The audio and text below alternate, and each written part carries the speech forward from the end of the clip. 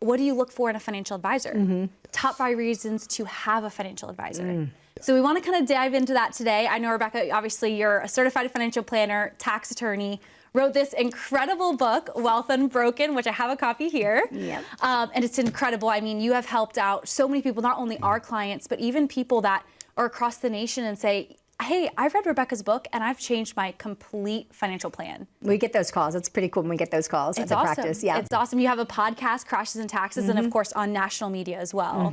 So super excited to be here with you. And then obviously, Mac, you have 2 books. Yes, You have a child book, which is a children book, which 4 Money Bears? The 4 Money Bears. The 4 Money Bears, and then Motivate Your Money. Very good, Motivate Your Money. right. That's for the big people. Yes. The other one's for the little people. You're getting all the clientele there. You gotta get them on both sides. You gotta get them early and then get them later. Yes, yes, Exactly. I love it. Well, I'm so excited to have this conversation with 2 very successful financial advisors that have been in the industry for over 20 years.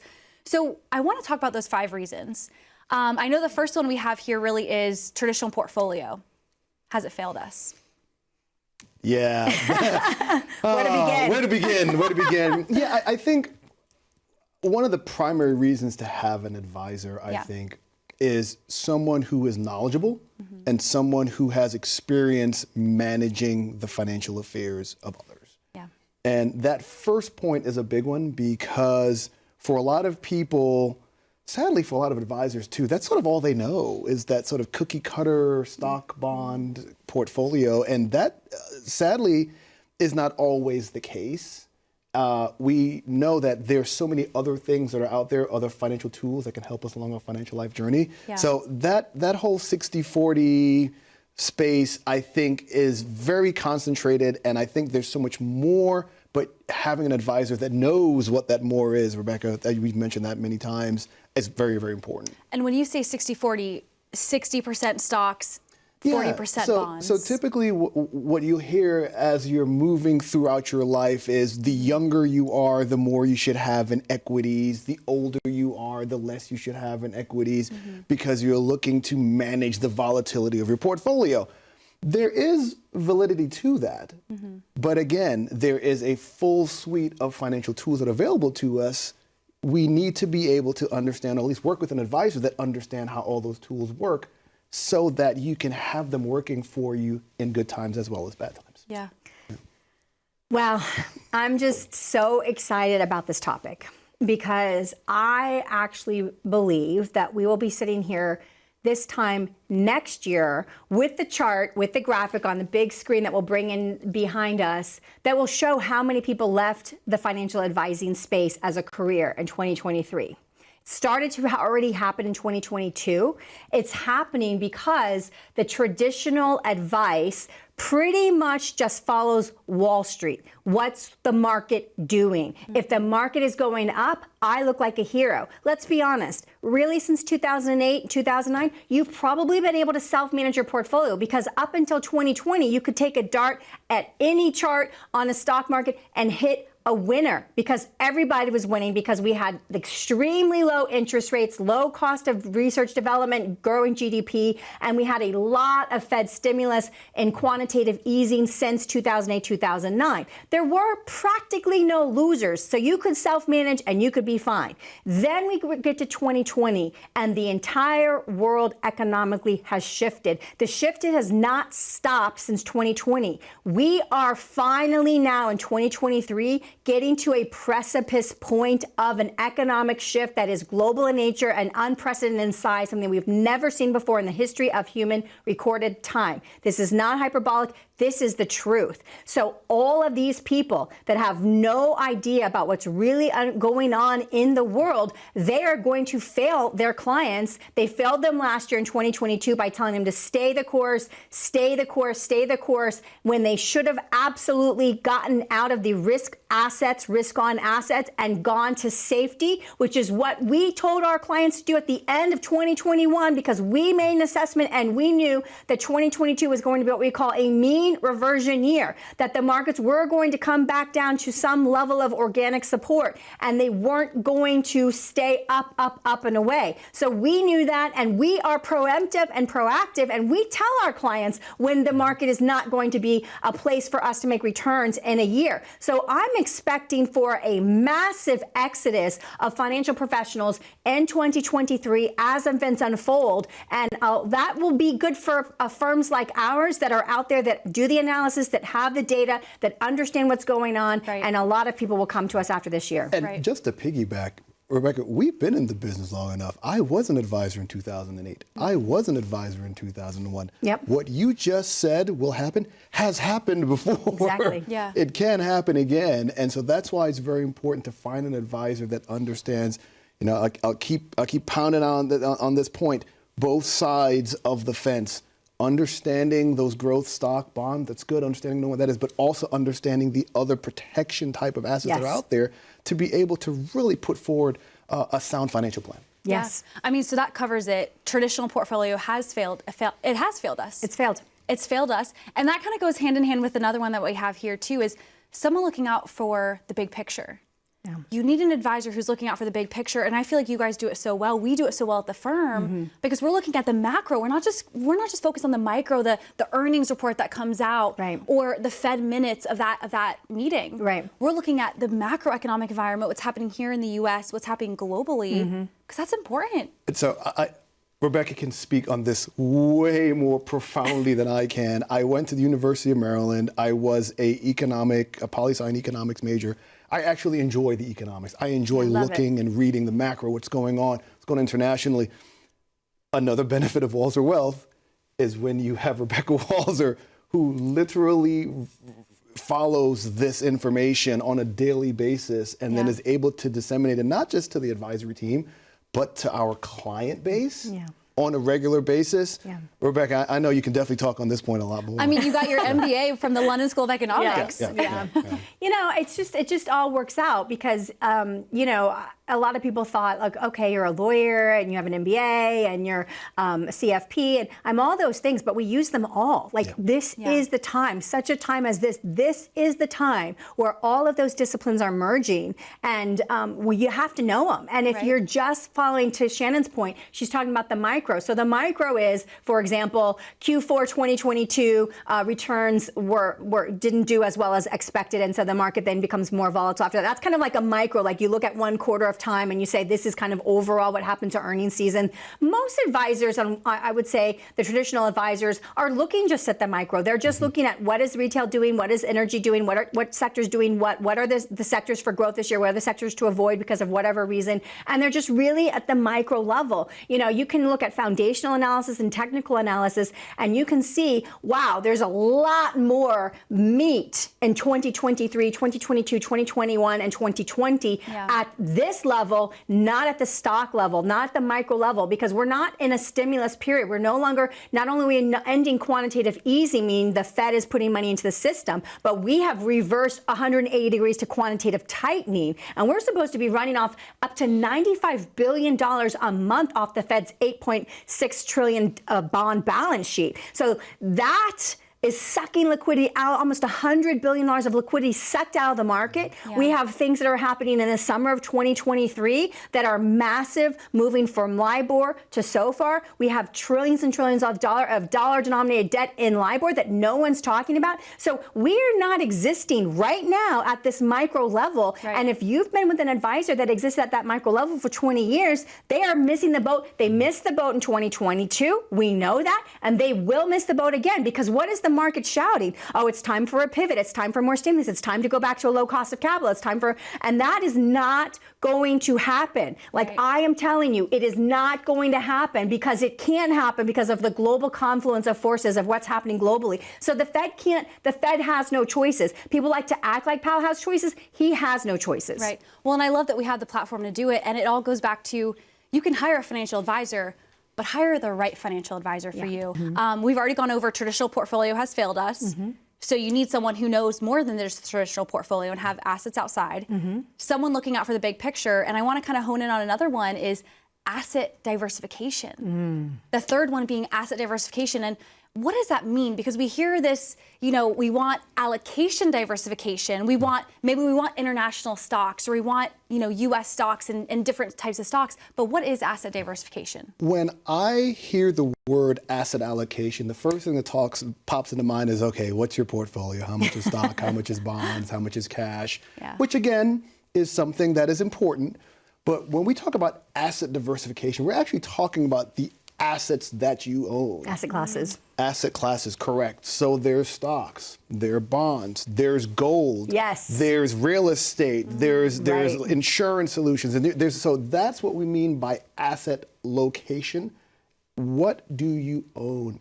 And sitting down with your clients and sitting down with people to say, hey, okay, the reason why the financial planning process is so important is for so many people, their personal financial plan, I compare it to an attic. You know, you get some stuff, you own some stuff, you throw it in an attic, and then, you know. Yeah. And then for most people, they don't actually sit down and look through their attic until right. you sit down with a financial advisor, financial planner, Yeah. and say, hey, why do we own this? What was this for? What was the purpose of this asset? And so that's why when we talk about going through this process, Yeah. having someone that can sit down with you and say, hey, it's not just about your asset allocation and what are your overall assets and how do they play and how do they operate in good financial times as well as bad financial times? So that's the first thing I think about when I think about asset location and ownership of specific assets. Yeah. I mean, you just made a point that resonated with me, Mac, and that is that most people don't understand when they go and meet with a traditional, I'll call them traditional financial advisors, we don't really know what else to call them, and they just are looking at an equity, stock, bond, debt portfolio, they are missing. Mac named 4 other asset classes, just rolling off his tongue, that those types of advisors never address, discuss, ever. Yeah. They're just not a part of what they offer. That doesn't mean that they're not valuable and certainly useful. You know, the way I look at risk management tools as a lawyer, as a financial advisor, as a financial strategist, is that I know that there is going to always be a rainy day. And so if we don't have that risk management tool in the portfolio, that is going to statistically impact us a lot more than if we had risk management in the portfolio, which we know introducing risk management brings up your probability of actually not running out of money and living the lifestyle you want astronomically. Statistically, it is just, can't almost quantify it, how important this missing piece is. And I would just say to the people directly at home, you know, I would just encourage you and implore you, if you have been with the same advisor for 5+ years, even maybe 3 years since 2020 with the whole global shutdown, and you are not feeling like they are on the pulse of what is going on in 2023, now is the time for a second opinion. And there's never been a more important time than now, because the analysis that I'm doing, the data that's coming into us is showing us that we must prepare our clients in something called what I like to call a bridge asset. An asset is going to get us from our current system that will keep them bridged over the volatility crisis and put into the new system that is coming and really successfully moving that transition. We need transitory bridge assets in 2023. And if your advisor is not talking to you about assets that are outside the scope of equities and bonds, then you are missing, in my professional opinion, this most necessary assessment for 2023. I will just encourage you to actually get that QR code, make a phone call. A conversation is going to cost you anything, and yet no conversation could cost you everything. I mean, that's amazing. That truly is. And you actually hit number 4 on top 5 reasons to hire a financial advisor, which is extreme volatility. Yes. You need someone in your corner to be able to handle the extreme volatility. We can't just buy an S&P 500 index fund and hope everything works out in retirement, because we saw in 2020, you know, the S&P went down 34% in a matter of 3 weeks. You know, Warren Buffett is really the one that should be credited, Vanguard too, with really making indexed passive index investing a thing. Yeah. And I think that that's amazing. But even Warren Buffett would tell you now is not the time to be passively sitting on the sidelines and thinking that everything's just going to be okay by holding through it. I mean, even Warren Buffett just went into a 3-month position and went in and came out, and that is completely unprecedented for him. He's a long hold buyer. We all know this about Berkshire Hathaway, and even they're making short turns now. So they all are forecasting and flashing volatility, volatility, volatility.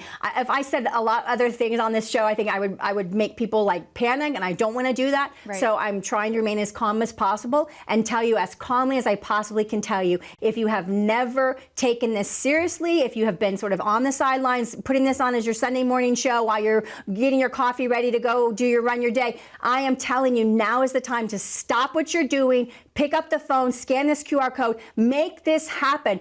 I cannot tell you how many people came to us at the end of 2022 after they had already lost 20+% and said, I've seen your show for years and I just thought that I had more time. This is it. Yeah. We are out of time. This is going to come. It is coming. It is heading for us like a freight train, and we cannot change that, but we can change how we prepare for it. Yeah. You know, one of the big adages in our business as advisors, we hear clients say, I wish I had done X. Yeah. Yep. We wish we had done Y. And for so many people, we start, and I will again beat this into the drum as well, we start our process from a planning perspective. When we engage our clients, we sit down and we understand your assets, your liabilities, your income, your expenses, your personal aspects of your family and your life. I call it the 3F, family, finances, and future. Those are the things that we go. So we go through that full process so that we can understand what your risk tolerance is. How much risk are you willing to take on? And that is a huge tide of volatility. You know, we ask those questions because if you are not a person that either can stomach or your plan cannot justify that sort of volatility, guess what? We're not going to place you into solutions that have that. Exactly. Not all advisors think that way. Not all firms think that way, which is a big thing. When you're looking at, who do I turn to? Who do I trust? Who can I trust? Who can I trust? Look for a firm that leads with planning and has very open conversations about all the different types of things that you can look at this in the toolkit. Right, not just trying to pigeonhole you Not in just one trying to type of asset pigeonhole you class. and say, oh yeah, you belong to this one, or my clients belong. No. And just to be clear, when most Wall Street, when we ever get market-based publications that are talking about asset diversity, they're talking about asset diversity between stocks and bonds. Right. They're not talking about anything. So they're talking about sector diversity in the equity world. They're talking about duration diversity in the bond world, risk diversity, whether it's high yield junk or whatever. They're not talking about diversity beyond these two asset classes. So that is not what we're talking about when we talk about diversity. If someone says, "Oh, I'm diversified. I have 50 different positions," that's not what we're talking about. Yeah. And now we're to our last one, number 5.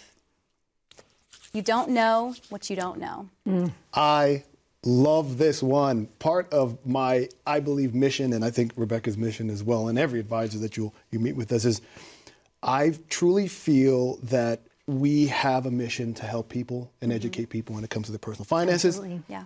Folks aren't taught this stuff, so you need to turn to professionals who do this on a daily basis. Yep. I talk about the 3 knows of life. The things you know, the things you know you don't know, and the things you don't know you don't know. But what do I mean by this? Yeah. I know what I know about language, about food. I know what eggs are. I know I don't know how to speak Swahili, right? But when it comes to finances, some of the terms you've been using, we've been throwing around, like Sharpe ratios and duration and all those are things that most people don't know. They don't know. And sadly, when it comes to managing your money, the things you don't know can be extremely detrimental to being successful on your financial journey. So I think that's one of the key reasons to have a financial advisor and a sound one. What do you think about that? I just love that. We have actually, I think like 2 years ago, talked about this exact topic on this show, where we talked about there's an entire sphere of knowledge that people don't even know exists. Therefore, they don't know that they don't know about it because they don't even know it exists.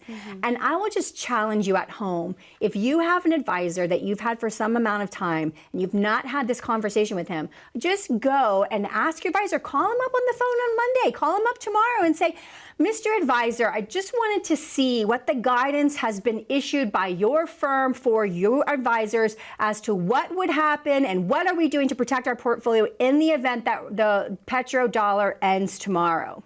Because I want to explain to you that Saudi Arabia announced in Davos, Switzerland in January of this year, 2023, that they were prepared to sell crude for the first time since 1974 outside of the US dollar. That is the end of the petrodollar and the end of what we call dollar hegemony. So my question to you is, just simply ask your advisor, what guidance is your firm putting out there to potentially prepare clients for the shift that could happen if the petrodollar ends tomorrow?